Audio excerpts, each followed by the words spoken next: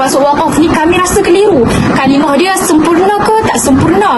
Kalau sempurna pun ada hubung kait ke tak ada hubung kait? Kalau ada hubung kait pun dari segi makna ke dari segi lafaz? Jadi kami telah membina satu inovasi iaitu permainan wakaf 1, 2, 3 yang hanya membina jadual, dan daripada jadual tu kami boleh tahu semua maksud wakaf-wakaf ni dengan merujuk jadual tu. Semua langkah untuk membina jadual ni hanya perlu kira 1, 2, 3. Pertama sekali, kita buat kotak besar dan kita kira dia sebagai 1. Kemudian kita garis, kita kira 2, 3. Kita garis bahagian atas dan kita garis ke bawah 1, 2, 3. Kita ambil kotak kedua, kita bahagikan kepada 3 bahagian. 1, 2, 3. Begitu juga kotak seterusnya. 1, 2, 3. Kemudian kita garis ke bawah. Untuk labelkan ni, kita letak MW sebagai nama wakaf. Untuk nama wakaf ni, kami ada satu akronim iaitu Watikah A. WT sebagai wakaf tam, KA sebagai wakaf kafi, H sebagai wakaf hasan, dan QA sebagai wakaf obeh. Watikah A.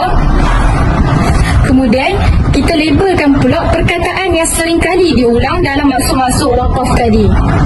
S sebagai sempurna, HK hubung kait, M makna, L lafaz, M makna dan L lafaz. Untuk tanda jadual ni, kita kira juga 1, 2, 3. Kita ambil kotak pertama, kita right ke bawah 1, 2, 3. Kemudian kita ambil kotak kedua, kita right ke kanan 1, 2, 3. Seterusnya ialah kotak ketiga di penjurunya 1, 2, 3. Untuk tanda pangkah, kita mula dari bawah 1, 2, 3. Kita tengok wakaf tam memberhentikan bacaan pada kalimah yang telah sempurna makna dan tiada hubung kait dari segi makna dan lafaz dengan kalimah selepasnya. Jadi, dengan membuat jadual ni, kami seolah-olah membawa masuk nota dalam Dewan Peperiksaan semasa bertemu dengan soalan-soalan jenis wakaf ikhtiari. Seterusnya, kami juga menyediakan 8 permainan wakaf 1, 2, 3 yang akan digunakan di dalam kelas. Mari saya tunjukkan cara untuk main permainan wakaf 1, 2, 3. Cara kita menggunakan blok. Jom saya tunjukkan. Yang pertama, kita susun daripada atas hingga bawah. 1, 2, 3. Ambil kotak kedua. 1, 2, 3. Ambil penjuru bawah. 1, 2, 3. Kemudian kita ambil apa pula? 1, 2, 3. Kan dah siap tu. Seterusnya, kami telah menghasilkan wakaf slider untuk mengukuhkan lagi kefahaman kami berkenaan dengan tajuk jenis wakaf ikhtiari.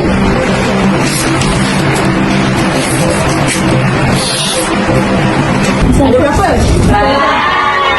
Betul. Bukan setakat itu sahaja, kami juga telah menghasilkan satu lagi permainan iaitu ketika wakaf 1, 2, 3. Mari saya tunjukkan cara untuk bermain tertingkat wakaf 1, 2, 3 ni. Dalam tertingkat wakaf ni terdapat 6 soalan. Sebagai contoh, saya ambil soalan 6. Wakaf tam memberhentikan bacaan pada kalimah yang telah sempurna maknanya dan tempat kosong hubung kait dengan makna dan lafaz dengan kalimah selepasnya. Kita tengok jawapan dia. Soalan 6, nombor 6. Jawapan dia tiada. Betul tak jawapan dia? Ada. Seterusnya, kami telah menghasilkan satu produk yang diberi nama BuzzW sebagai aktiviti pengukuhan secara berkumpulan di dalam kelas. Soalan yang dipaparkan akan dijawab dengan cara menekan buzzer. Kumpulan yang terlebih dahulu menekan buzzer akan diberikan peluang untuk menjawab soalan. Produk ini berjaya mewujudkan suasana pembelajaran yang lebih menyeronokkan sekaligus dapat memupuk minat murid terhadap subjek ini. Dulu keliru, tak faham, tapi sekarang dah tak keliru, dah faham, terbaik. Lepas saya belajar program ini, saya lebih tenang nak ingat. Sekian dari kami. Terima kasih. Bye.